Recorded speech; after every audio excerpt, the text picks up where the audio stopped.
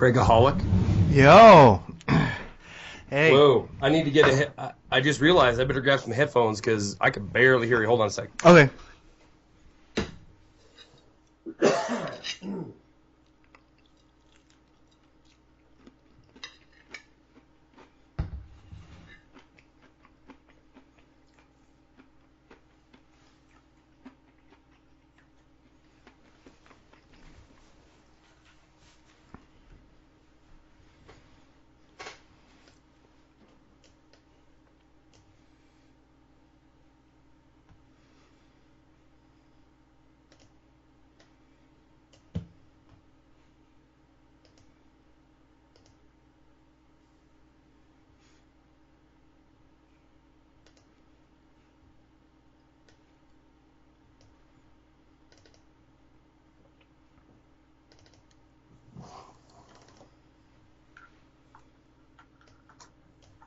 You hear me? Yeah, I can hear you. Can you hear me? Can you hear me now? Yeah, I can hear you now real well. Good, good, good. Is that speaker setting or the mic setting good? Oh, it's good for me, yeah. And we're gonna do one tomorrow night too. I know that. That sounds good. Then we'll have an extra for when you're not here. Well, we'll have an extra, and I don't know. Sorry, tonight's might be a little rush because I literally just walked in. Oh, no problem, no problem. We can just keep this one to an hour, and I think we'll be set. We can just bang through it. You can bang through it. Bam. Bam. Is my audio too high? No, you're good. You're good. Mine auto adjusts anyhow, so everything's about the same. Oh, okay. I have my auto adjust on my Skype off, but I guess it's my turn, huh? Yeah, so let's get started, and boom, I'm watching the hour, and in an hour we'll just wrap this sucker up. Boom, he says. Boom. All right, welcome to GnP. My name is Charlie McGrath. My fellow host is Craig Simpson. It is number 4, right? 5. 5. Oh, jeez. Damn. It just went by. Welcome to GnP. GnP stands for Guns and Politics. And Craig, I noticed last week on the picture you got gun. Is it gun or guns? Guns, because Guns, you can never plural. have too many. So There you go. that was my error, which just shows that we're keeping it real here. This is low Keep- budget. There's no super low, proofreaders. super low budget. Craig has actually been producing this as well because he's posted every program and come up with images put in front. This is, if you have not listened to this before, this is a conversation that may get into politics, it may get into guns, it may get into anything and everything. It's just a couple of guys having a conversation. Hopefully like-minded folks are listening in and want to participate. If you do want to participate, please leave comments on it. You can do it on the YouTube channel if you're listening to the video. If you're listening to this program via a video on the Krabby Dog Tricks YouTube channel, or can they comment on Spreaker? They can comment on Spreaker. Okay. Yeah. All right. We get a few downloads, a few watches on Spreaker. I didn't count it, but we've got some, and each show we're getting more. So, it's free for now until we get, too much content on there, and then it might be like $5 a month or something like that. But Yeah, and he's talking to us, not the listener. $5 a month. yeah, it's like $5 a month for us, Yeah. to run this enterprise. This conglomerate. Yeah. For those of you who don't know me, I am the founder of WideAwakeNews.com and the, I guess, editor-in-chief of the Krabby Dog Tricks channel, which I think is just under Wide Awake News now on YouTube. Craig is a business tycoon and an IT expert working for the man. And of course, so am I. I'm a building material guy, and I have been for many, many years. And together, we came together through independent social media, and both have a very similar past as far as our younger part of our lives. We're both in our mid-40s. We both served in the military. We both love guns. We both have what would be considered, I guess, professional jobs. And we like to bitch. We like to bitch online. And so, we're bitching about politics and bragging about guns. That's right. Yay. So one political thing I wanted to get into, and I have oodles of things bookmarked and notes written, none of which are in front of me now because on this evening, the 5th of November, I was working late. We are going to record another program tomorrow with Eric Lovely. That might be played in the following week. It could be played in about 10 days when I'm on a trip to China for work. And but anyway, so tonight's program is going to be an hour. We're just going to shoot the breeze. And one thing that you had mentioned earlier in the week is gather some political stuff and send it to you. And I definitely need to do a better job of getting you the content that I'm looking at, so you can post it with the talk. And I haven't done it this week. I'll start on 6. That'll be my Guns and Politics resolution number 6. I'll get more content up there so we can attach it to the video. But one thing in the realm of politics that I wanted to talk about, or in the realm of not guns, I guess, is this shoot down of the Russian airliner. Yeah. And I remember doing a lot of interviews. I've done interviews on RT and on Press TV ad nauseum, pretty much, on the topic of Ukraine, and going back to the initial annexation of Crimea and the hostilities in eastern Ukraine. And so it's been a topic that I've covered extensively and paid quite close attention to. And, for those of you who don't know, look up the recent history of what's going on in Ukraine, still going on, even though it's somewhat put to the sideline right now. But, looking at the $5 billion U.S. funded, Western funded coup d'etat that happened in Kiev a few years back, and then the influence of corporate special interests in Ukraine has all led to this hostility, with Russia being a bordering nation of Ukraine, basically telling the U.S. and NATO enough is enough. But I want to just harken back here to this time. Was it this time last year? Was it 12, 14 months ago, when the Malaysian airliner was shot out of the sky? And immediately, within 24, 48 hours, the U.S. had pictures of a Buk missile launcher missing one missile on the back of a lowboy semi heading, allegedly, it's just a picture of it driving down a road. And we're all told that this is a Buk missile launcher. It's missing a missile.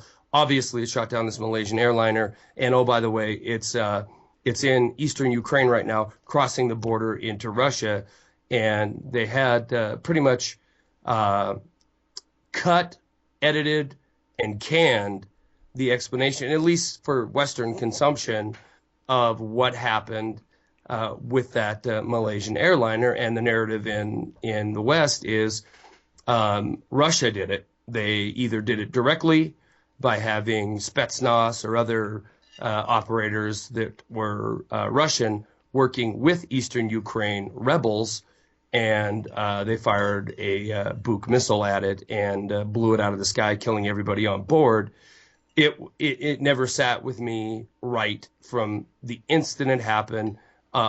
Even up now that the Dutch, I believe it was the Dutch, put on a actually really informative, in-depth interview on reconstruct the final report on what brought down that aircraft. And from the get-go, there's too many parties with too many interests and too many stories coming out from that disaster to be able to, I think, form an opinion that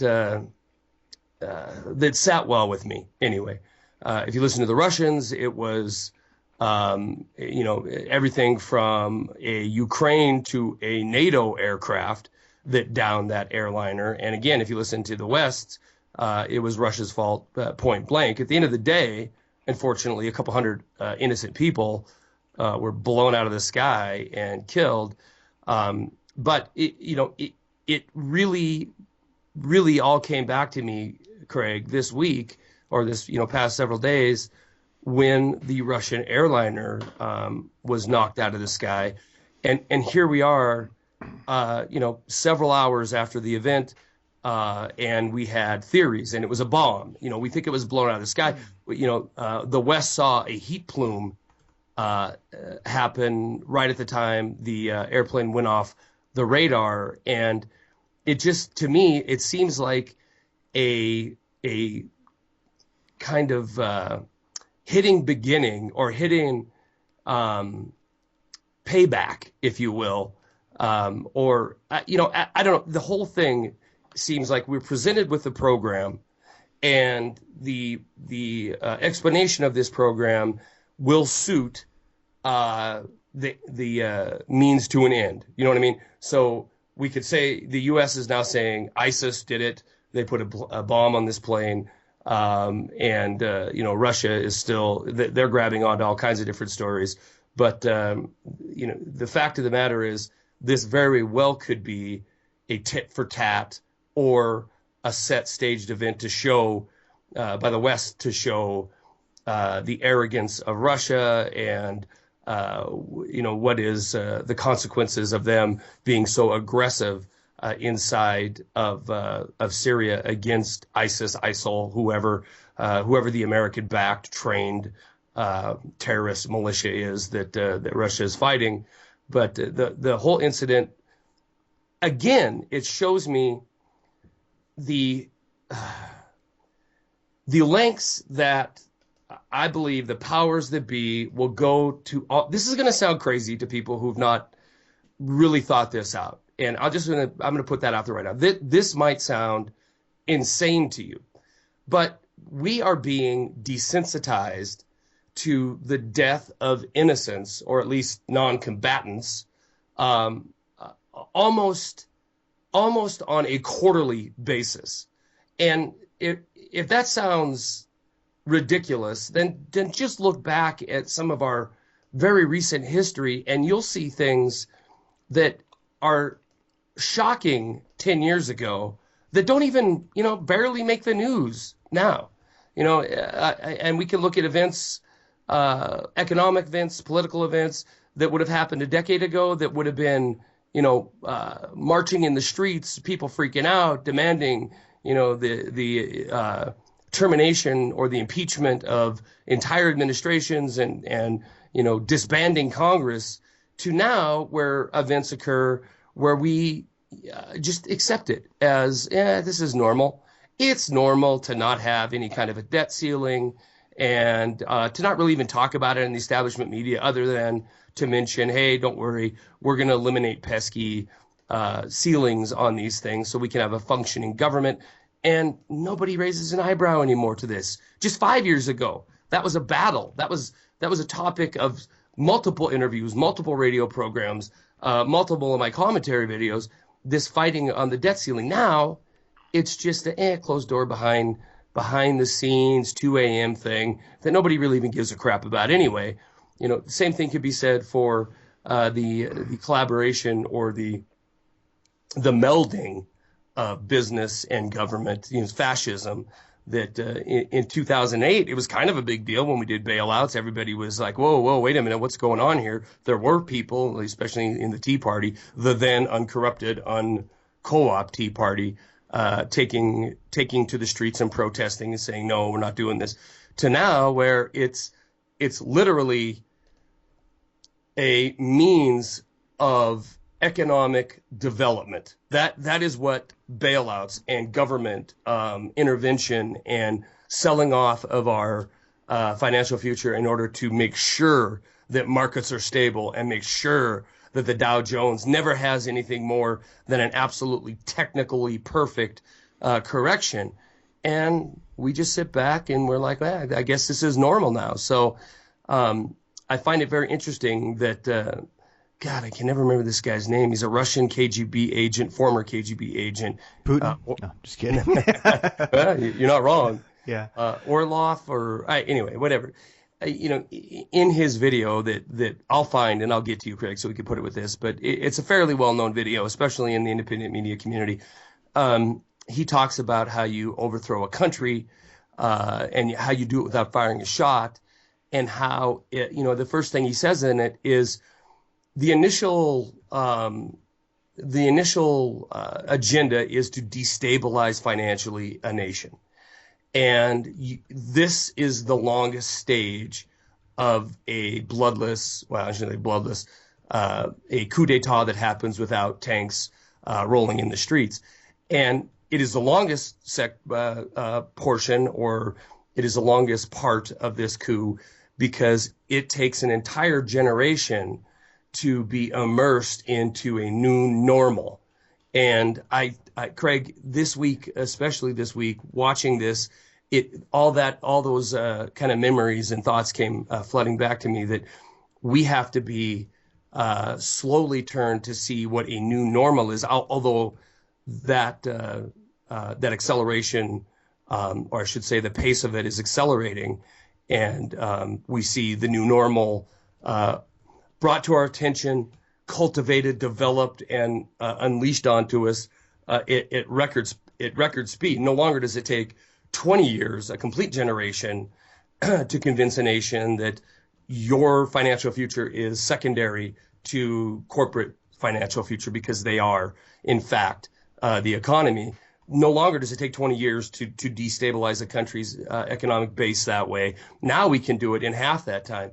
And when it comes to bloodshed, murder, gore, killing of our fellow human beings, for pretty much now we can fill in the blank, because no longer does it have to be a ruthless Hitler-esque type enemy. Now it can be preemptive. We can think that this group of people or this sect or this religion is going to be a problem, so we're going to go ahead and preemptively take care of that issue. And at the same time, as we're doing that, as hundreds of thousands of people are dying around the world and almost getting no media coverage now, especially compared to when the 2003 re-invasion of Iraq, war on terror, truly got underway. Not only are we not looking for solid facts, we're not looking anymore for Colin Powell in front of the UN saying WMDs are there. We're not looking for that anymore. Why? Because we've been taught that A, the government always lies. B, there's nothing we can do about it. And C, they always have our best interest at heart at the long run. Preemption is a good thing. Precog is a good thing. And it doesn't take generations. Now it just takes several news cycles before that seed is planted, and we are accepting without, almost to a point now, without question.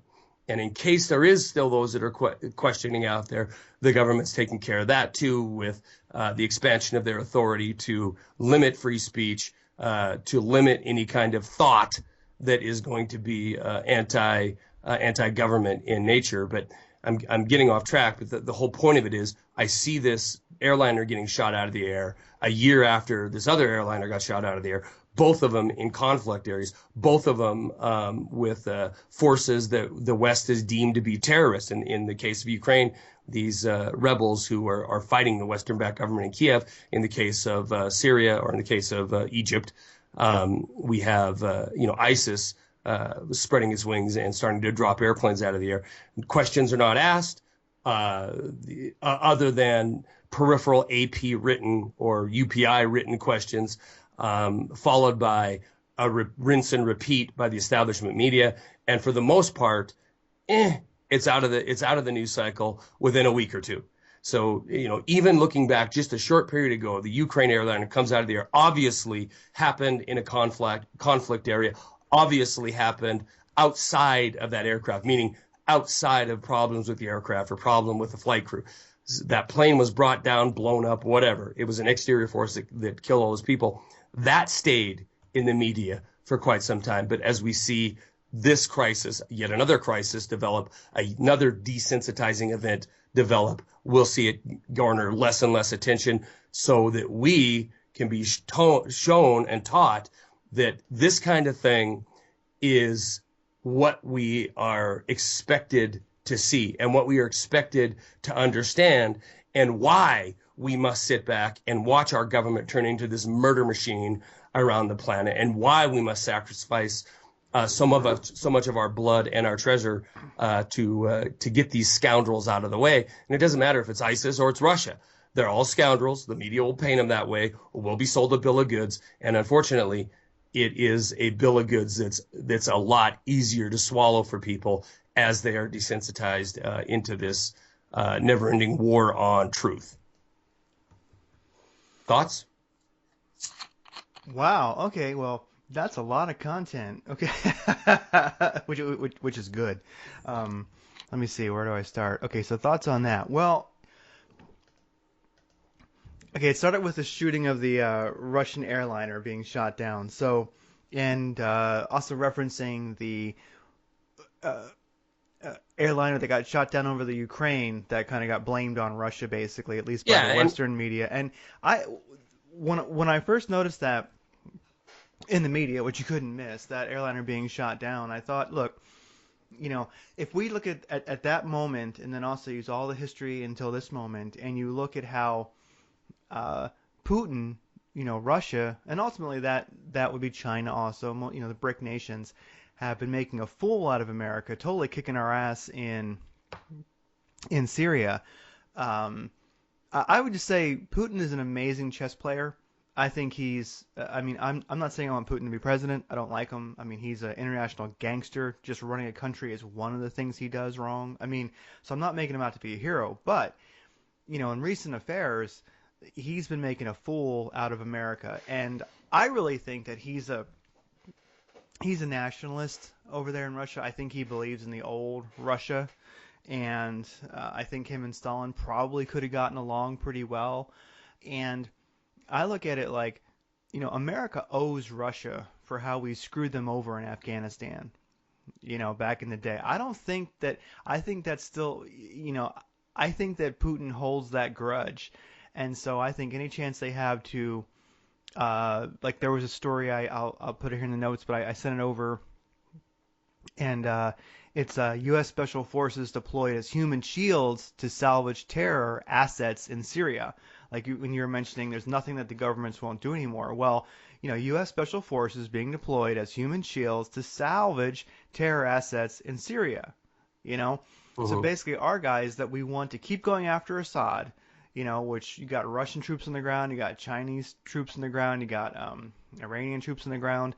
They're basically saving Syria, which I think is a good thing. They're keeping Assad in power. Not saying I like him either, but it is, at least the approval rating of Assad is not bad in Syria. I mean, he's been painted to be this horrible guy, and like referencing what you were talking about when it comes to foreign policy, this idea that the leader of that country, he's mean. He's like a really bad guy. He's mean. So we need to kill at least, I don't know, a couple 100,000, a million civilians in that country and get him out of power. Our ridiculous foreign policy. So I think that, Putin might be the only adult in the arena right now when it comes to Syria. So as soon as that jet got shot down over the Ukraine, I was like, Putin didn't do that. He's a better chess player than that. It doesn't benefit Russia in any way to shoot that plane down. I just don't see it. So I didn't think that Russia did it. And if they did, it really was, I believe, one of those cases where, somebody had a Buk missile and wanted to try it out. Right. And I wouldn't put it past a bunch of drunk Russians out there, just like, let's shoot that plane down, guys. And then they they went, holy shit, it worked. You know what I mean? Like, holy shit, I didn't think it was going to work. I just, and so this plane that got shot down recently, it makes me wonder. I've studied commercial airliners a good deal. I was afraid to fly for a couple of years because I went through like 6 flights in a row where it was severe turbulence. I just got very unlucky, so I wouldn't get on a plane. I'm like, no way, I'm not getting back on those things. So I went down this path of learning about airliners and how they work, how they fly, how they're safe. And I actually had an Air Force pilot. He was in the Air Force like 35 years, take me under his wing and teach me a lot about, the larger jets. He was a commercial airline pilot after the Mhm. military. And So 70% of all airline disasters, like when they crash, when something bad happens, are not American or European airlines. And I'd kind of throw Russia in there too. I think they're probably running a good shop over there. I don't know, but I'd imagine. And so a commercial airliner just falling out of the sky, it's so impossible. There's so many ways that's never going to happen. Even if both engines failed, which isn't going to happen, you have your tail engine, which gives you hydraulic power, and then you can at least glide it to a landing. Hmm. Now, maybe it might hit the ground and break up. Maybe you might not like that landing, but that was desert, you know. So even if both engines failed, um, even if, let's say, an aileron or the rudder, the stabilizer, even if that had a failure, there's systems now that will compensate for that, and you just actually fly it like it's like nothing happened. It's really phenomenal. If you lost all your engines, there's these little turbines that drop, these scoops that drop from under the wings that actually will give you hydraulic power to make a crappy landing. So in general, a commercial airliner like that in good shape, it falling out of the sky, it's just, I don't think it's going to happen. I mean, there's a very rare occasion where there's something like, I don't want to worry people, but turbulence does not hurt planes. Um, but at the same time, there are like on a super rare occasion, a plane that's big could fall far enough and then break apart. But that's, don't worry, people, it never happens. Okay, it's so rare. It's kind of a theory. It's not even real. Um, so I don't see that plane falling out of the sky. If something catastrophic happened, I could see it landing and then breaking in two or something like that. I mean, if you think about it, that airliner over on the East Coast, that guy, I forget his name, that pilot actually landed in the water. Sully. Sullenberger. Hmm. That was a total engine failure. But he still had the tail engine that he could start up. And I don't think he even had time to do that. So it might have been just the scoops that gave him the power to have hydraulics. So I'm just saying, commercial airliners don't fall out of the sky. They just don't. You know what I mean? Right. So I think something. I do wonder if it was shot out of the sky. I don't know. Something isn't right about it. Like when the one in Ukraine got shot down, I went, Putin didn't do that. And then this one, I'm thinking, I don't think it just fell out of the sky. It would be so rare for that to happen. No, I agree with you. I mean, it definitely was either blown up or shot down. So so is the super class? I like that word. There's a great book called The Super Class. Like who really runs the world? A couple thousand people, it says. Then some people think it's a couple hundred people. So I wonder if like the think tanks that run this country, that kind of you think about it, you got Congress, you got the president, the cabinet, and such. But how many people really are pushing policy? How many people really make things happen in this country? I sometimes wonder, is it just like the think tanks? Is it just like the people with the money that are telling the Yeah. politicians what to do? And I think right now we're in a situation where it really is not fixed right now. I think when you think about Syria, especially, and the BRIC nations are saying, no, as a matter of fact, you're not going to occupy Syria. You're not going to hurt us financially that way. You got Afghanistan, you can have it. That's where empires go to die. They have all through history. Russia's like, we tried it, it didn't work, and you fucked us over, remember? So you can have that dump. You've got Iraq, what a blessing. Go ahead, what a disaster.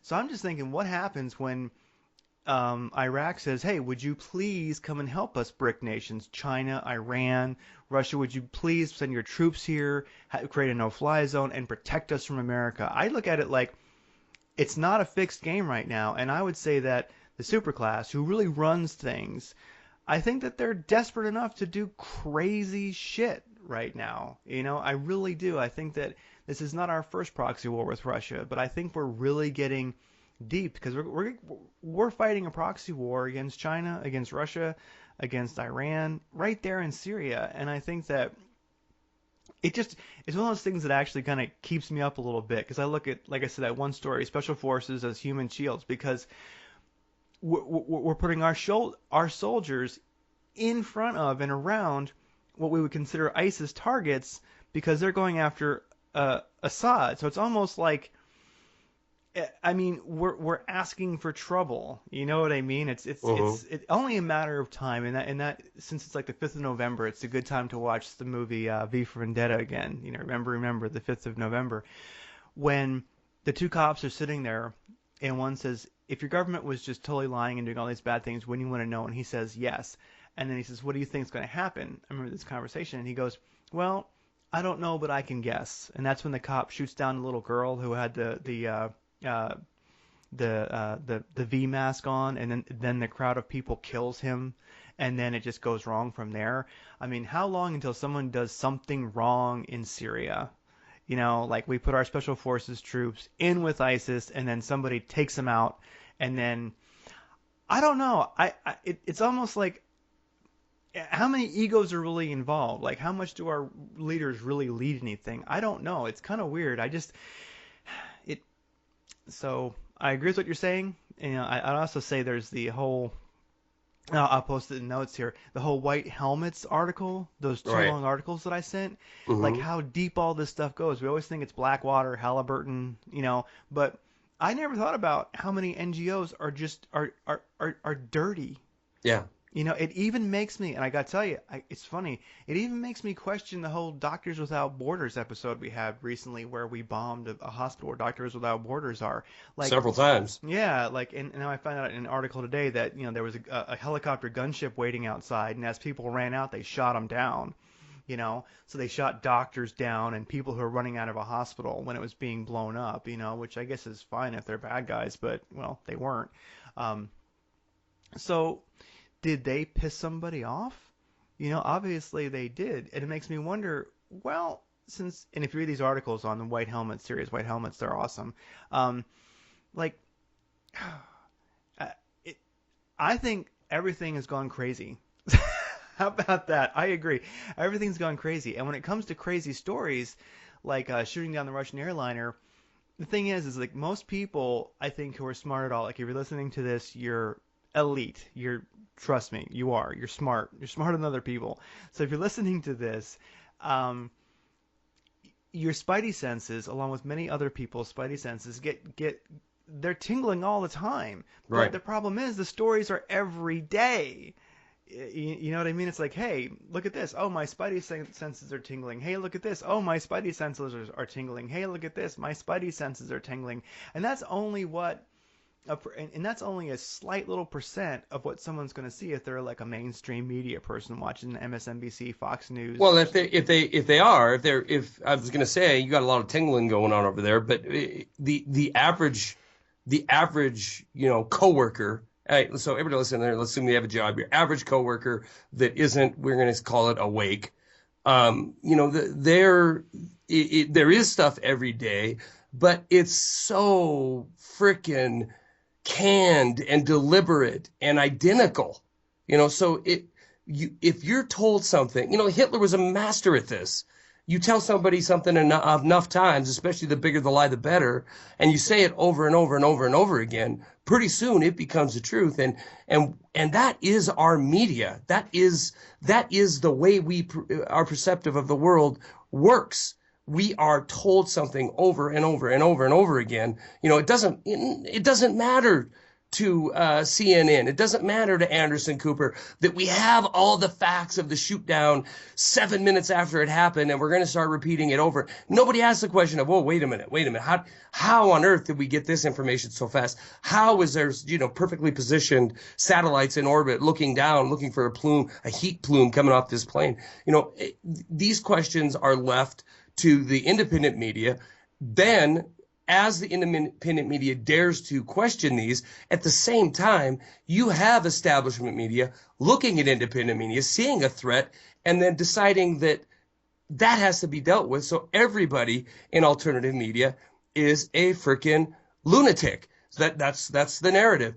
And if you're conspiratorial to the point that I am, I believe that in a large to a large extent, when you go search independent media, you go search the internet and look for the truth, you can find it. But I do believe that there is a very much well-funded strategic effort in order to infiltrate independent media, either with direct handouts of cash or planting of shills, for lack of a better word, that help. They don't have to lie. They don't have to come out and you try to counter the reality, the truth news, the news that makes the most sense. They can actually spout the exact same thing. They just have to do it in a way that they are perceived as a lunatic.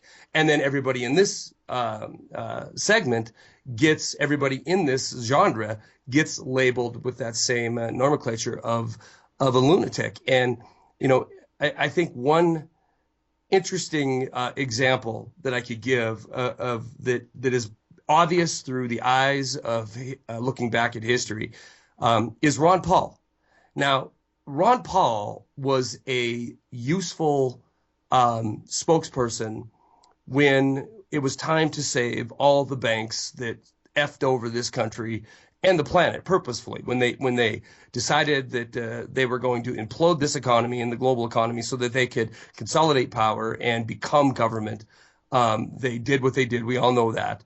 And what we had at that time was, prior to it, Ron Paul screaming from the rooftops, the Federal Reserve is evil. They have too much power. They have too much control. There's too much collusion between Wall Street and the branches of government that are not elected.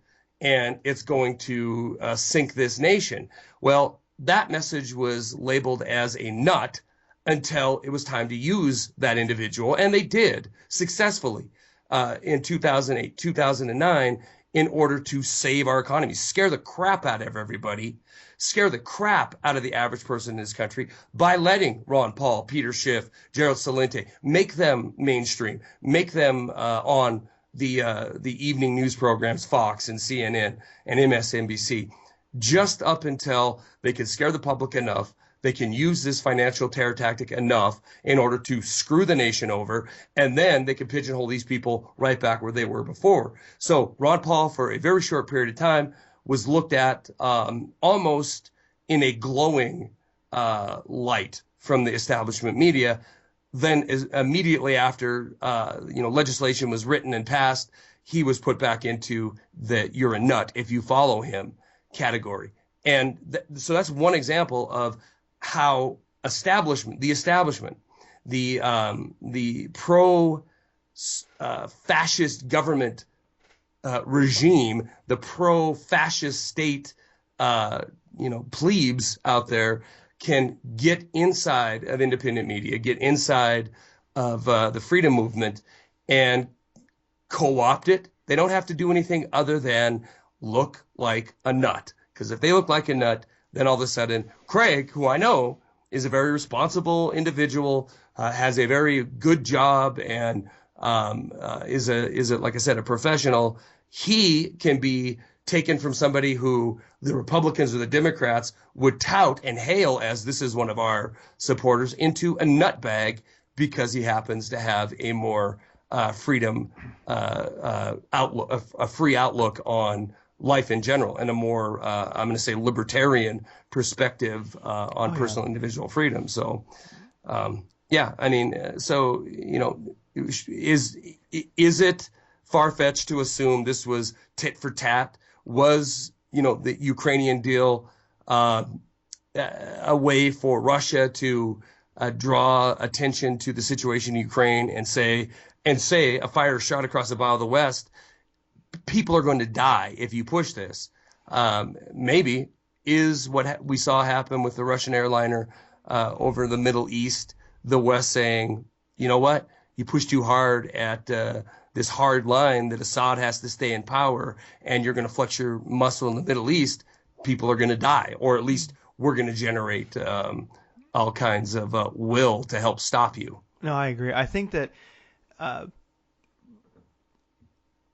from some news I've been reading recently, last couple of weeks, I would say that I think some of it might be economic terrorism or economic warfare, you might say. Sure. I think things are crazy right now, and people are doing crazy shit who are in power, crazier than they usually would. I do look at, many people who are in power, not only the ones you see, but the ones behind them, that you don't see that are in power. A lot of them are real sociopaths, I think. And so killing people, hurting people means nothing to them. So it's just that you have to kind of take off the table as far as that being something that would bother them. So if shooting down a plane would bring them to the ends that they're looking for, the human lives are nothing that they're ever going to be concerned about. No. They don't think that way. Um, so I wonder. So recently we had the whole issue with VW, Volkswagen, and getting busted on the emissions, kind of cheating on emissions. And I saw that story, and I didn't really. I don't want to say I didn't care, but I didn't care. I was like, well, whatever. But since there's a lot of environmentalists, or not really environmentalists, just people who like to signal about global warming here in Seattle. So I hear a lot of this. I kept hearing about how mad they were about VW, so I researched it some, and in looking at it, they didn't do anything. They didn't do anything that every car manufacturer doesn't. So basically, when you plug your car, if it's newer, into the computer, and the computer in the car, which is very, very limited, it goes, oh, the circuit's been completed. I'm plugged into a diagnostic. Someone's checking me out. So I'm going to tune myself to run cleaner, to put on a good show. I don't mean to hurt people's like very, very gentle sensitivities here, but every manufacturer does that, okay? Don't be stupid, people. And I'm like, so it gets me. I'm kind of like, wait a second. So every manufacturer does this. It's just what they do. I don't really care. So how come all of a sudden in the Western, I think, mainstream media, they're demonized? That just hurt their bottom line, hurt their sales. So I start thinking, well, wait a second. Now, the other car manufacturers aren't speaking up because they don't want to get caught in that shitstorm. So everyone's letting them, hang. And I'm thinking, so this just sent a message, didn't it? And I think about the whole recently in the mainstream media. Hey, how come Al Qaeda has so many Toyota pickup trucks? It's Right. like, what are they selling them to them? And it's like, no, dumb shits. If you even follow the news at all, you know how they get them from the troops that we trained and gave them to, right? Then they ran away when they got attacked, and ISIS, Al Qaeda just took the damn things. You know what I mean? It's like Yeah. it's like they ran away from the troops we trained and gave them to ran away when they got shot at. So it's like if we didn't just outright covertly, deliberately give them to the enemy, actually, that we created. So it's like, okay, so Toyota, I cannot imagine our intelligence agencies, who are probably involved in how ISIS is getting those trucks, don't know how they got them. And I don't believe that VW, I think, did anything wrong, nothing that any other manufacturer doesn't do. So there's Toyota, there's VW, just got economically hurt by the mainstream media, probably, Sure. probably given that story by the government. It's where they get it from. So you start thinking like that's really interesting. So now we're playing these wild, economic, kicks in the ass to Yeah. companies that piss us off. So I'm thinking Sabotage. VW and Toyota pissed off somebody. Is my take on it because those stories were bullshit. And so a plane being shot down, well, I mean, would you want to be the airline that kept getting their planes shot down? I tell you what, I would, if let's just say that airline, for some reason, Al Qaeda or like ISIS is mad at some airline, this particular airline, nobody'd be on their plane the next day. That company be out of business. Yeah. So I wonder if that was not ultimately economic warfare, that plane being shot down. Just total conjecture. We're just talking shit here, but it wouldn't surprise me if that was Well, in a just way, let's say, ISIS is a bona fide entity, right? That's grass or whatever, not grass, sand roots. grassroots. Yes. Yes, I was going to say grassroots, but sand roots in the Middle East. And, their interest, obviously, to bring down anybody that they consider to be an enemy would be to terror, literal terror. Be afraid to get on an airplane, and of course, financial terror. Naturally, I mean, it's going to have a ramification of causing, fear causes people not to spend. It's why George W. Bush came out and told everybody after 9/11, go shopping, do the American thing, go consume. But yeah, so yeah, in a way, it's kind of the same. Your economic terrorism. Or a vendetta against a corporate enemy.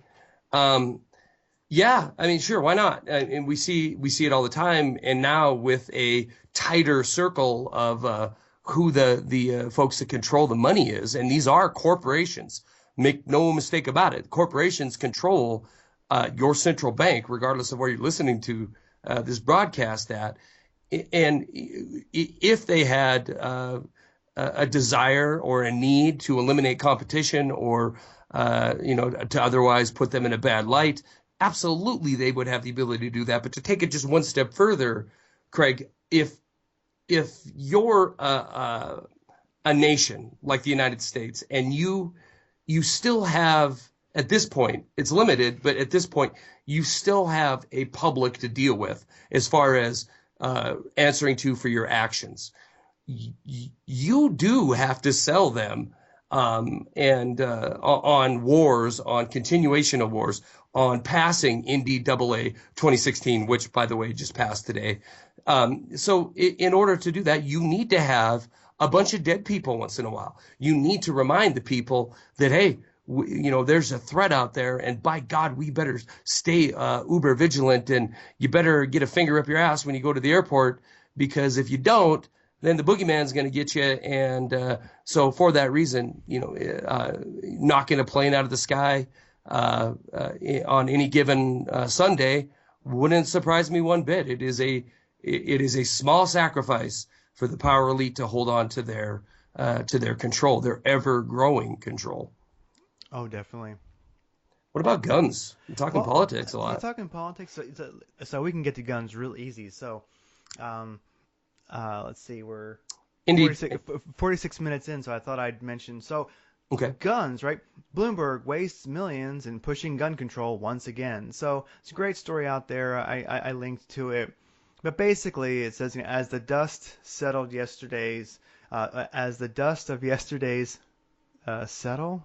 Oh, as the dust yesterday settle, it's abundantly clear Bloomberg has nothing to show except defeat. Now, he did screw us over in Seattle with 594, the universal background check, but ultimately, something I've learned being involved in politics here in Washington is that um, I don't blame libs for gun control, as many do. I mean, yeah, they're more the responsible party than anybody else, but at the same time, Bloomberg comes to town, and he comes to town here too in Seattle, in Washington, and says, "Hey, libs, you Democrat, you Democrat, you Democrat. Here's a shit ton of money. I want you to do this, and some do and some do not. But the issue is that um, it Bloomberg was pushing some, I think one of the states was Virginia, a couple different states where he thought he could kind of turn the political climate by really, really backing some very extremely anti-gun candidates, and they really didn't make it. They didn't get the positions. They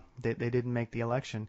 So I think it's awesome because watching the Bloomberg machine roll around and fund anything that's anti-gun, anti-dignity, anti-liberty that he possibly can. Um, it's nice to see him lose, and it just makes me happy. It was a good day to see that because that man will come to town, drop 10, 20 million, no problem, if Yeah. he thinks it'll get somebody who will push gun control. And at least in Virginia and some other states, basically his candidates that he dumped millions into lost. So go eat a bucket of dicks, Bloomberg. Um, over and So eloquently put, Greg. yeah, Mhm. yeah, you lost this time, you Uh, piece of shit. And then other than that, I was gonna say there's that topic. Then really quick, I just mentioned um, it's not guns, but moving on to guns quickly though. Yeah, this that could week, be quick. Craig. Yeah. This week, Craig was drastically offended by candy ass Zach Stafford. Oh my gosh, he has this article over there in the Guardian. It's called "It's Time to Do Away with the Concept of Manhood Altogether." It's like Zach Stafford, you are a degenerate, over domesticated failure of a man and a human being. So Wait a minute now. anyway, Yeah, yes. I'm lost now. Wait, what? What? Okay, Start so over. okay, so we covered the Godfather of gun control, Bloomberg. Right. Piece of crap. Okay, done with Mhm. him. But he lost. Great. So there's an article, and I can even link it over to you here in Skype. Um, and I think this is like let's see. Let me send this over to you. See if you will.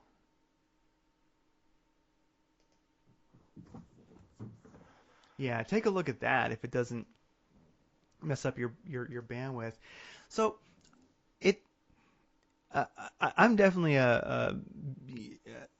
somebody who likes the idea of women getting into femininity, getting into like their feminine goddess roots, and then men getting into their masculinity, their inner Viking.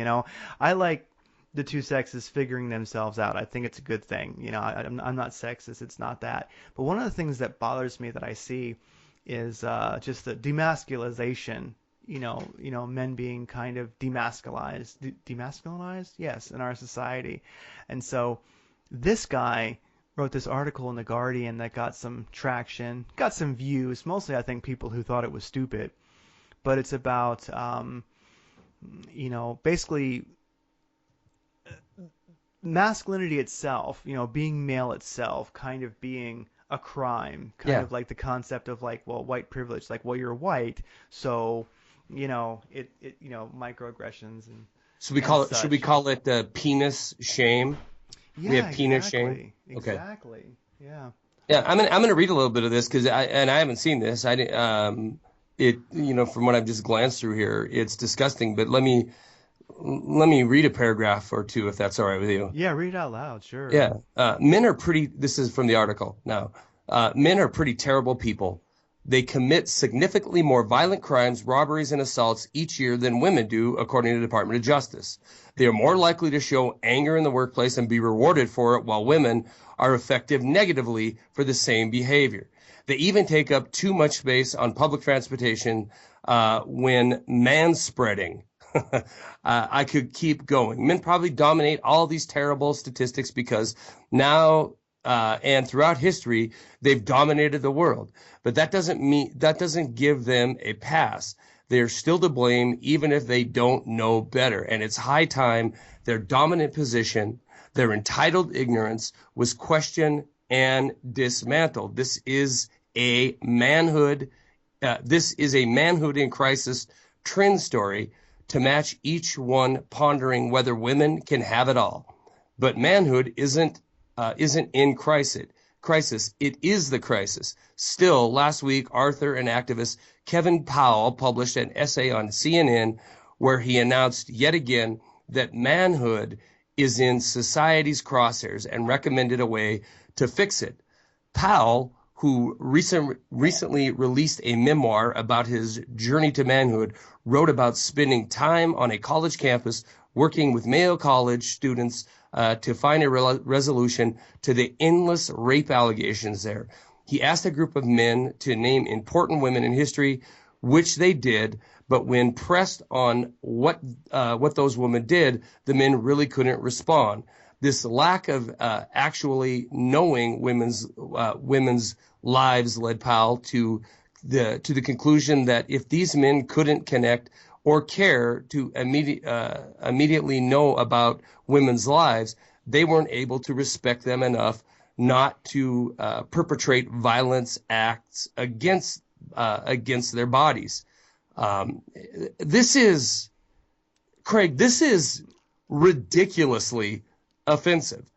Isn't it? This led him to call for a re-education of men. Jesus. He argues that men actually need to learn about the contribution of women and girls to every aspect of American society as a tactic to stop the violence.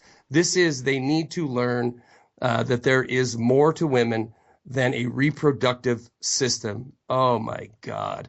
Somebody is throwing money at this guy. Man, we are so effed. On one end you have a planetary governance that wants to come in and just dictate everything from when you get up in the morning to what you do between those hours and when you go to bed, and even once you close your eyes. They want to control it all, and the best and only way they could do that is to turn us into a bunch of just blithering idiots that have no identity or no cause. If you have no identity, if you have no cause in life, if you have no perspective on who you are and what your role in society is, well, then you have nothing to fight for. So if you have nothing to fight for, you're a docile cow, and a docile cow can be herded and can be slaughtered. This is exactly what this kind of drivel leads me to believe, that we are being led to a place where we're nothing more than just one other pasteurized piece of meat that needs to be dealt with that perspective in mind. No, 100%. And it's very unfortunate because, I'm all for, you know, I it there's really no words for it. I just I think it's good that you see that, and um, it's unfortunate because women are happy, and they like women are empowered when they have a good femininity, and men are empowered and feel good when they have a good masculinity. I don't know. I Mhm. guess I've just spent plenty of time out in the woods with the men's group, and like drumming and dancing around. I don't know. It's just very unfortunate because I think that both sexes in our society can use I hate that new agey term, but like healing or better understanding of their essential natures, and it's very unfortunate when either gets hammered in that way, just Mhm. belittled so drastically, especially when everybody's dealing with their own crap. Everyone's trying to figure themselves out, and this is just awful. Um, but I would say that there's this, what it reminded me of is there's this great quote from Tecumseh, that I think is a great counter to that, and I think it's like here's a better way to think than what that guy is saying. This is like one paragraph. It's from Tecumseh, and it's just kind of a great way about like how to live your life. And he goes, let's see. Um, so live your life that the fear of death can never enter your heart. Trouble no one about their religion, respect others in their view, and demand that they respect yours. Love your life, perfect your life, beautify all things in your life. Seek to make your life long in its purpose in the service of your people. Prepare a noble death song for the day when you go over the great divide. Always give a word or a sign of salute when meeting or passing a friend, even a stranger. When in a lonely place, show respect to all people and grovel to none. When you arise in the morning, give thanks for the food and for the joy of living. If you see no reason for giving thanks, the fault lies only in yourself. Abuse no one and no thing, for abuse turns the wise ones to fools and robs the spirit of its vision. When it comes your time to die, be not like those whose hearts are filled with the fear of death, so that when their time comes they weep and pray for a little more time to live their lives over again in a different way. Sing your death song and die like a hero going home.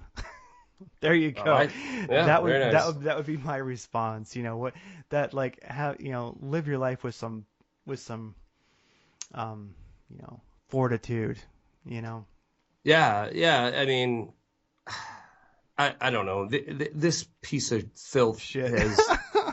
has me just Triggered. I'm listening to the words of Tecumseh, which are inspiring, and I'm reading this guy's drivel, and How far we've come, how far we've yeah, gone. You know what I mean? Like, yeah, how do you go from that to that? Like, okay, humanity has failed. Well, not everyone, but yeah, and I don't for a second, um I mean, I don't hold a view of women as subservient or anything other than equal to men.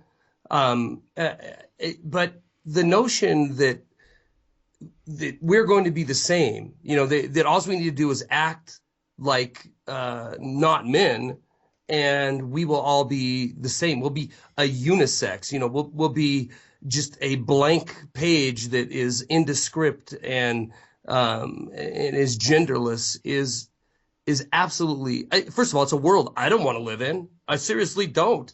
I want, I want a feminine woman. I want femininity on this planet because I think it makes it's a beautiful thing. But I also want masculinity on this planet because it is the combination of the two that makes life. And this idiot. Yeah, Isn't it's it just triggering? It's like the most it is. triggering story I've read Listen to in this. months.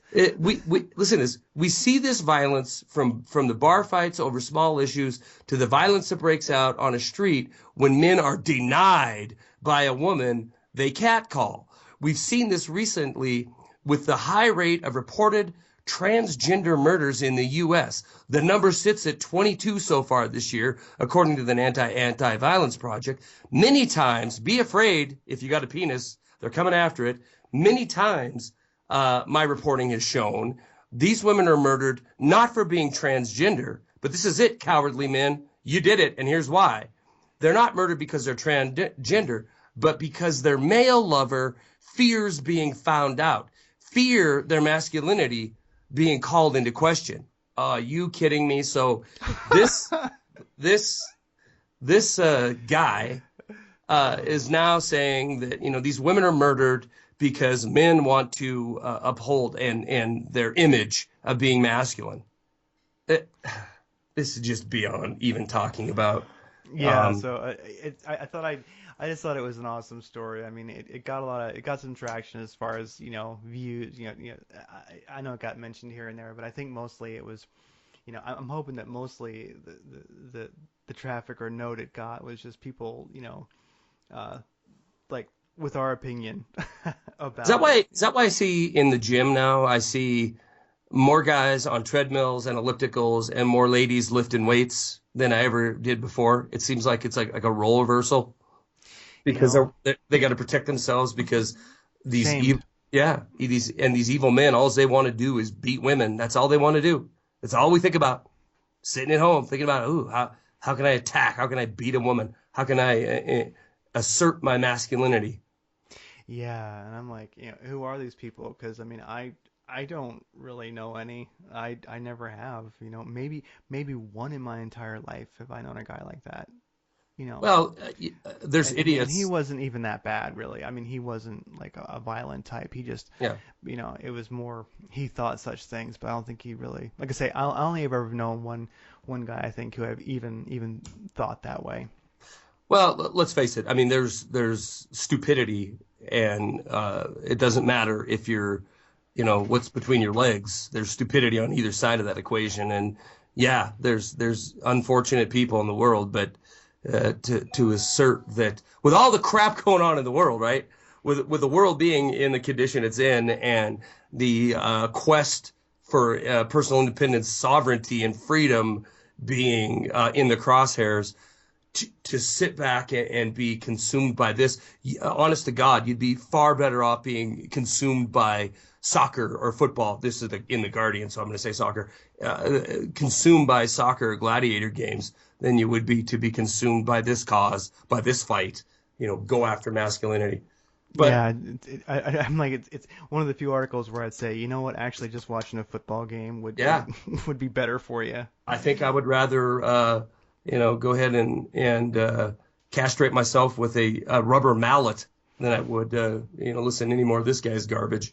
Yeah, although football Um, is pretty masculine, but so I wanted, I know we're going to wrap it up here in a minute, but I wanted to thank Cameron. He's a coworker of mine who I told him about our little project here, GnP here, and he, everybody in my office knows I'm really into guns, so I do a lot of guns work for these guys. Getting a scope mounted correctly, or if there's a problem that I can handle with a bolt or something like that, then I'll fix stuff for them. So I have a reputation in with my coworkers of knowing guns, and he knows about this this podcast. So he came to me today and said, "Hey, I got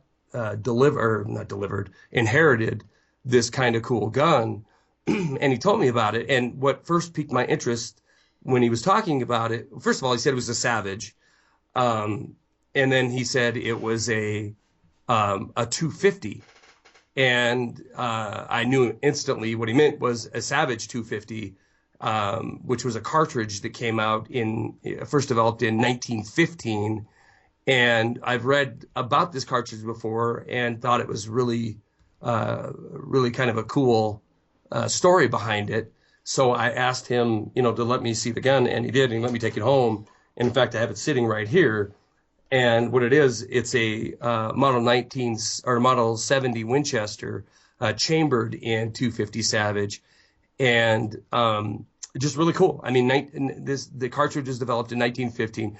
It was initially called the 250 Savage 3000, and the reason it got that nomenclature is because it is the first U.S. cartridge produced that broke 3,000 feet per second in velocity. So pretty cool little piece of history there.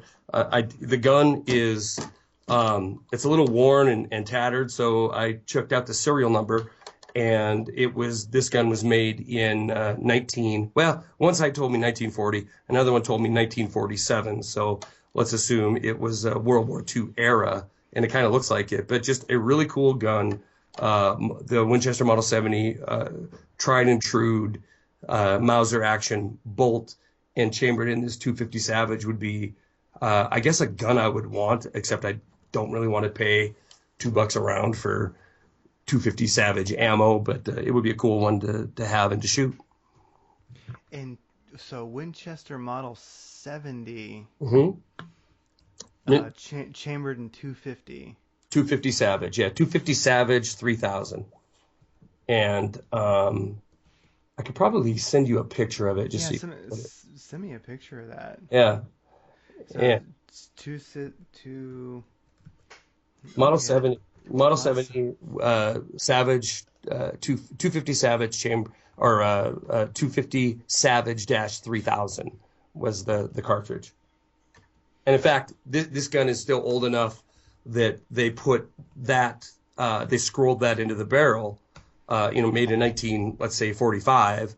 It was, a 250-3000. So pretty cool. In order to get that now it's equivalent to a 25-06 is a little heftier round, and I think it's a little better performing round.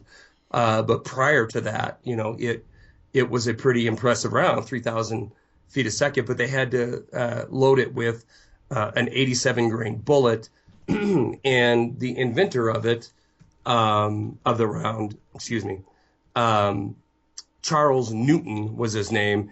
He actually was quoted as saying or he advertised that the round would be a better round if it was in about a 95 grain, but in a 95 grain, it only achieved about 2,900 feet a second. So Savage, who developed the cartridge and the 3000 moniker, said, no, we're gonna promote it and advertise it with an 87 grain bullet because it'll be the first ever 3,000 feet a second. So your AR-15, your 22-250, 25-06, all these plus 3,000 feet per second cartridges, it all started with this one right here.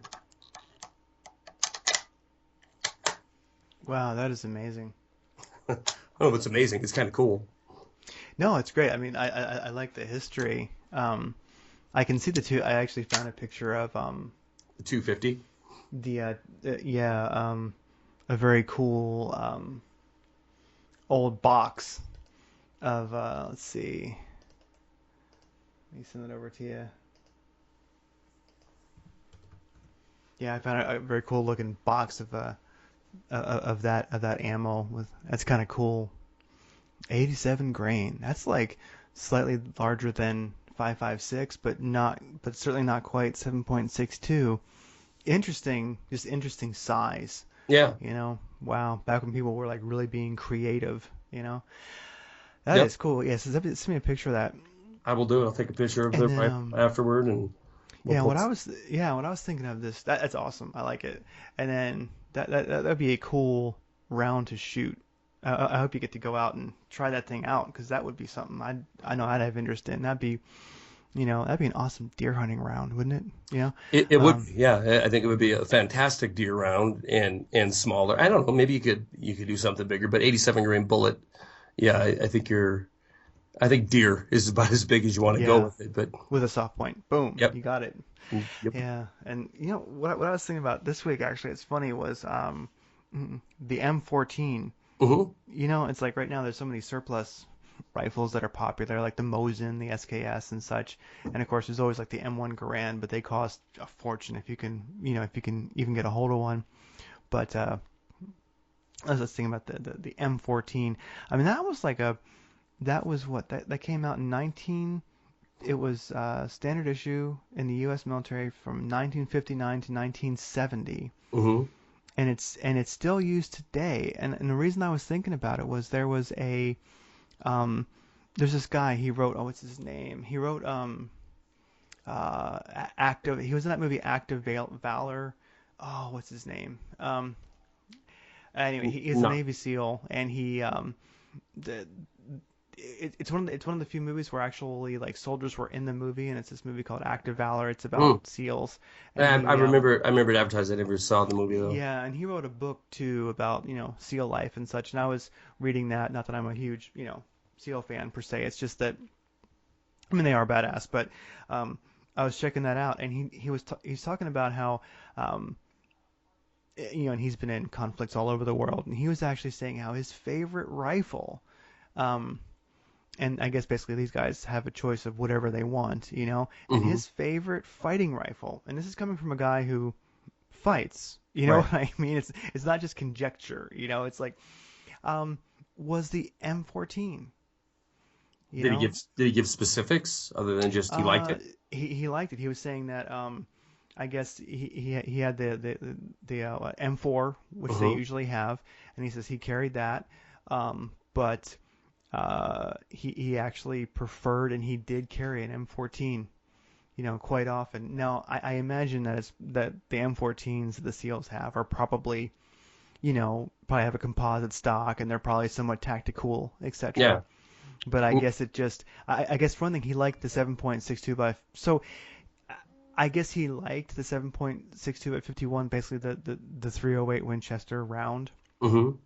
and he liked that firepower and the extra little bit of reach it had. So I mean, I guess whether you're Well, at I know when we reinvaded Iraq in 2003 and it became more of an insurgent type guerrilla war, a lot of M14s were dusted off because of the fact that the 7.62 round has the ability to punch through cinder block walls and and kill people on the other side. And so for that reason, the hard hitting round it was resurrected in a lot of cases and saw quite a bit of action inside of Iraq. So and it really did, for something that had such a short service life, its service life was 59 to 64 is when it was in standard service.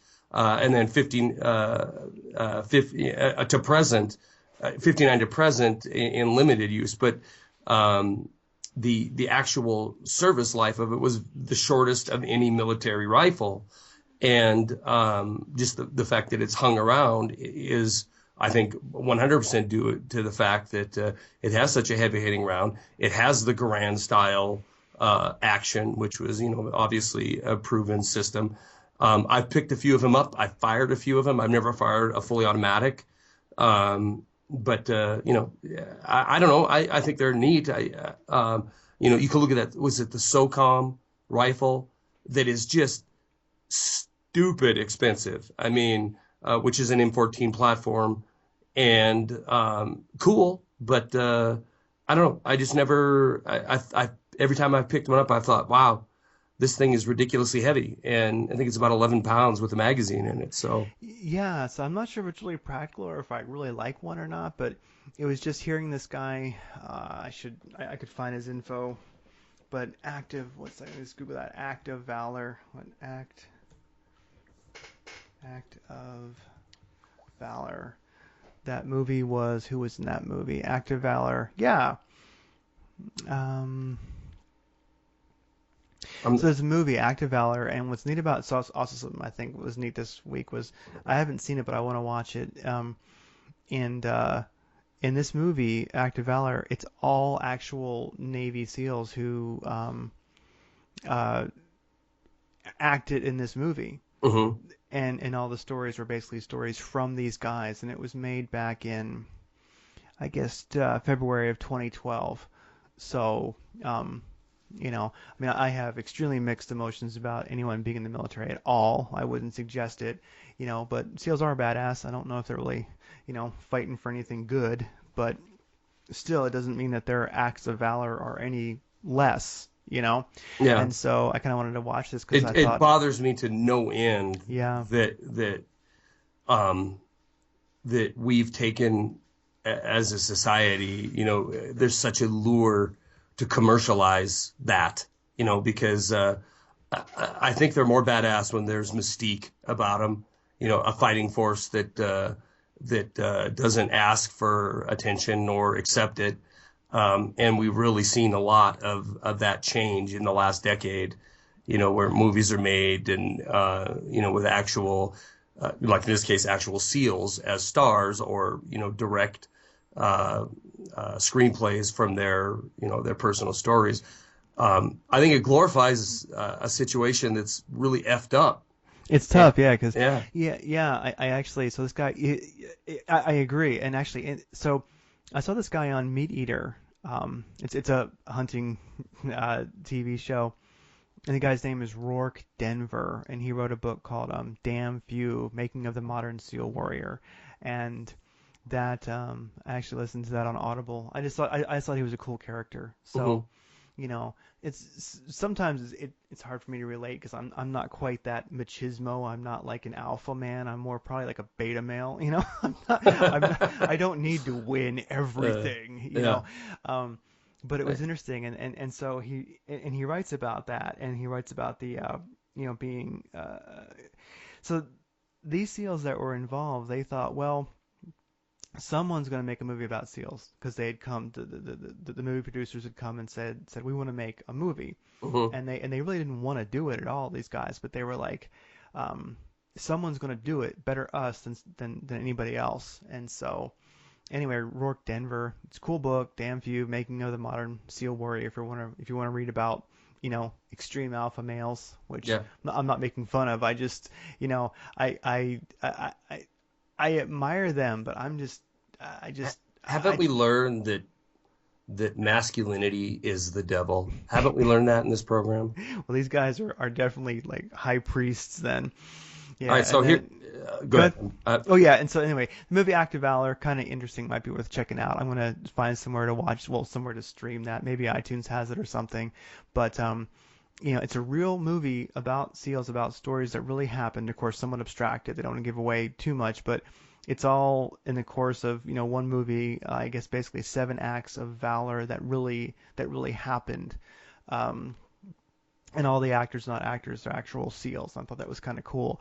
And in his book, he was talking about just the M14 being his favorite fighting rifle, Hmm. that's why I thought of it. I just thought, man, I mean, it seems kind of antiquated, but then when you start thinking about, a fighting rifle in 308, I mean, that alone is kind of an alpha male kind of thing. I mean, wow, do I want, if I have a choice, an M4 or an M14, what am I going to grab, for close quarters combat?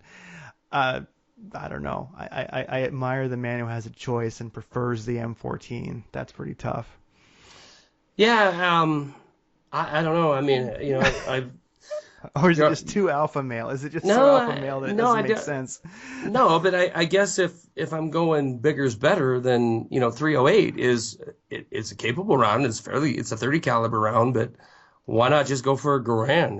It's a 30-06, or well, I guess it's semi-automatic compared to, I was going to say, a Springfield '03 Springfield, which is also 30-06, but you won't have that, at least in the Springfield, you won't have that semi-auto capability. But I wanted to tell you that, and I don't know, man. Maybe it's because I carried the M60 when I was in the Army. Oh, the M60, that monstrous, horrible Yeah, thing.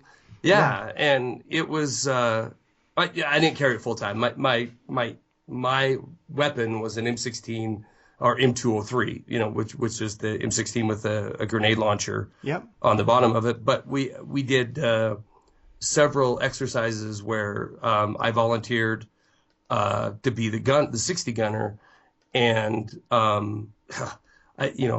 think I would learn my lesson after the first time or two, but I didn't. And I was 19 and thought I was badass, so I packed that thing around. And so I don't know. We talked about this before. I am building my AR right now. I consider constantly adding to it. I weighed it last night, and empty. I'm at 6.7 pounds, and I love it. I love the fact that I can throw it on my back and barely tell that it's there. And yeah, it's not going to hit as hard or long as the 308, but I can pack 400 rounds of ammo with it if it ever hit the fan. But maybe we can get into that a little more tomorrow in a little bit with Eric, because I know I think he has an M1 Garand, so he could probably talk a little bit about his love affair with a 30 caliber round. I did want to badass round, yeah. Yeah, and I did want to say, because you're talking about the M14, I was looking at the Springfield M1A, and that's an M14 civilian version, and there's several models there to choose from. There is one, the one I like is the SOCOM. I like the way it looks, and then I picked it up, and it just felt heavy, and then the price tag on it was $1,710 is what they have a price of it here, but it is kind of cool. It's got a chop barrel. Let me give you some stats on it here. 760 by 51 length. Overall length is 37 and a quarter, which pretty pretty small package there. The barrel is a 16.25. The twist is a 111. The weight, because they've cut it down, it's a little bit better. It's only 8.8 pounds. Magazine 1 to 10 round. Multicam composite stock you can get on it. So that is their bargain basement, $1,700, all the way up to the Supermatch M1A, which is going to run. Let me look. This is the M1A SOCOM. Yep, M1A SOCOM. And that's actually an M14. It's an M14. Yeah, it's an M14. Are you on Springfield's site right now? Yeah. Okay, if you scroll down and you click on the the M1 Supermatch, the last one in the column there, and you click on that, you'll see it's an M14. It's a wood stock. I think there might be a chrome or a stainless barrel on it, but it comes in at about $3,000. So they're cool, but you're going to pay for them. Yeah. Oh gosh. Yeah. They are beautiful. I mean, but that's just pretty much just a fancy stock put on an antiquated weapon. But I think it'd be. yeah, I don't know. If it's, I don't should say antiquated. Right. I mean, it's beautiful. They're great. But I know I have the same. That's one of the issues I have though. I mean, so you're in 308. You're looking good. You got your nice SOCOM, or you got your more classic M14, but you've spent $2,000 by the time you have an optic on it, and you could have just bought an AR-10.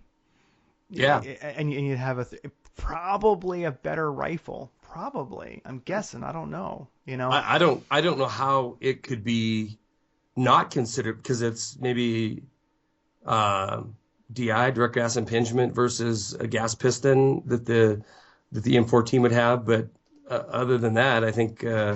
Let's see. Let me see what. So 11, a full length barrel. You're 11, 12 pounds. I mean, even an AR-10 is going to be less than that. And you're going to have a bigger capacity, a magazine capacity. Definitely, I think, going to be more ergonomic. So maybe the M14 is going to be more accurate. I don't know. It's probably a better rifle, possibly. It's got it was built to be a rifle. Yeah. That's back when we were still fighting with rifles. Now we fight with something a little different, because I mean the M16 is what replaced the M14, and that was definitely a different rifle. Now we're getting into what we would consider a modern, fighting rifle. Sure. Although I think, in an earlier show we kind of came to the conclusion that the AR-15, people just don't get it yet, but it's actually a 1911. Yeah, has it become a 1911? Are we all kidding ourselves? And I'd say, there's a damn good case for the fact that it has. Yeah, and You what you're know, talking about, for those who didn't hear that program, you can go back and listen to it, or I can just tell you, I think I was complaining because I was so sick, still am, of every magazine, every prepper or shooting or tactical magazine. It seems like they have to fill their pages with something, and so it's just the next thing to strap. It's an AR-15, but the next one, it's got this coating on the barrel. It's got M-LOK instead of key mod. It's got a mid-length gas piston system or gas impingement system. It's got, the next new cool rail, the next new cool flash suppressor, muzzle brake, the next new trigger, and it just goes on and on and on, which, yeah, I get it. I mean, there's a lot of options for an AR-15. That's why it's so damn popular, because of its modularity, but it just gets monotonous. And I love guns. I love them. I oh love yeah. it. I love ARs, and it just, yeah, it's like being it's too much of a good thing almost.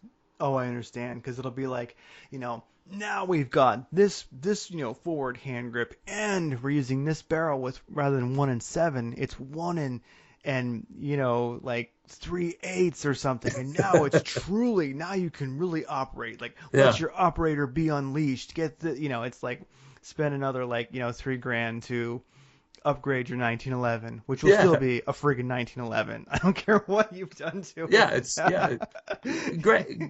Obviously, I guess if you're shooting 10,000 rounds a year, maybe you need that bolt that has the special coating. Maybe you need a better barrel. Maybe that's all maybes. I mean, the mil spec on those rifles, I think would do the job for most people. But so let's take a $700 gun and try to figure out how we can turn it into a $3,000 gun. And that's business. You want to model. You wanted the next coolest thing, the next feature to add. Oh, 100%, yeah. Well, it reminds me of like the 15 years that I lived in LA, where it's like buy a $700 car and put a $3,000 stereo in it. Exactly, exactly. And a different $3,000 stereo every like 8 months or 6 months, and a fancy muffler that costs $400. It's like somebody's making the money. Yeah. You know. My last thought on the 14 is, if you like the Mini 14 but you don't want to mess around with the 7.62 51 round, the Mini 14's been around for a long time, chambered in 5.56, and it's Jeff Rentz has one. Him and I had a discussion the other day because he was debating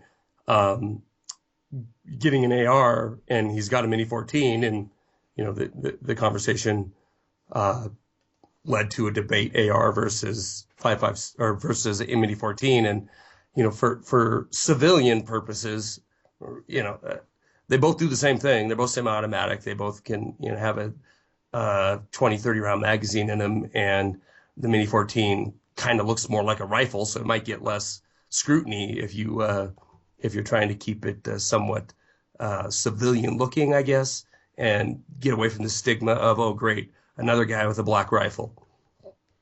Oh, 100%.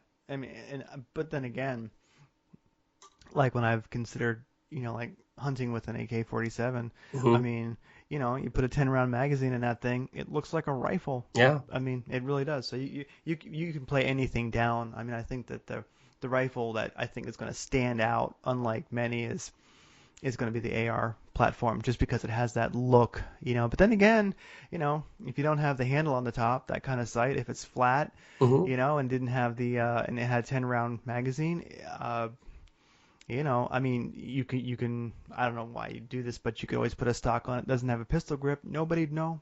Yeah. you know. Yeah. So yeah, Yeah. it's all how you it's all about that $3,000 furniture that you put on your rifle. That's You know, exactly right. you can That's make it exactly right.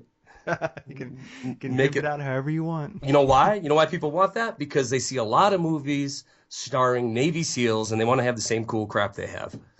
Yep, and that's why they go out and they go, I never wanted to watch. And I wonder, I wish I could find the statistics. Like after Active Valor came out, like I need to watch it and like see if there's an M14 in there, and if there is, like I wonder if M14 sales spiked. It'd just be funny. Yeah. Well, it goes to show how much of it's preference because then you look at a Navy SEAL who's really out fighting, really uses it, and he prefers his M14. And I think to myself, like, man, if that doesn't prove that it just comes down to preference, like, what do you like? Sure. Sure. What do Because you? I'm sure you could find uh, plenty of Navy SEAls. It is preference, regardless if you're a SEAL or a schmuck, right? It's just preference of what you like to shoot. I'm sure there's Navy SEAls that absolutely swear by the 22 or the 5.56 round, and would never pick up a 308 because they think it's too heavy and a waste of time and a waste of energy to pack all the ammunition for it and for what you get out of it. But I don't know. To each Who their own, I knows? say. No, I agree. I agree. Well, that's an hour and 30. Yeah. We're doing good. Well, that's awesome. Yeah. Those are some good guns of the week right there for sure. I think Go. that's the thing about the gun of the week. It's not always it's not always practical. It's just what you thought was cool that week, even if Yeah. it's good if it has a story. Well, I look forward to seeing a picture of that Model Model 7. 70. Awesome. That is awesome. What a unique caliber. Do you have a box of bullets for that? Or are you going to go out and shoot it? No, no. I just told them I wanted to check it out, and I wanted to take that serial number and try to get because I could it's got a steel butt plate. It looks like it's made with some pretty high quality furniture on it. So I figured it was older, and I just wanted to bring it home and do a little search on it, see if I could determine when it was made, and I did. All the check rings rubbed off. I mean, it's pretty cool. Wow. So Right on. I'll get that to you immediately, and we'll get this posted. And tomorrow night, like I said, I don't know when it'll air, but we're you and I, Eric Lovely and I, are gonna have a conversation. He wants to chew our ass out about something that was a few programs ago, and I think it might be in that topic of calibers. 5.56, 7.62, 39, these intermediate cartridges. And he's got a very strong opinion on the development of those. So we're gonna Well, hear that's awesome. Definitely tell him to put some notes together. like I don't. Yeah, exactly. And do that because no, I'm happy. That sounds great. Then I get to talk less. I can just sit back and listen. Right on. Yeah. I'll send this picture over right away, and maybe I'll send you the link for. Well, you got the one for the SOCOM stuff. People want to check those out. Yeah. All Right right. on. Talk I'll to you tomorrow. talk to you tomorrow. Bye. All right, bye.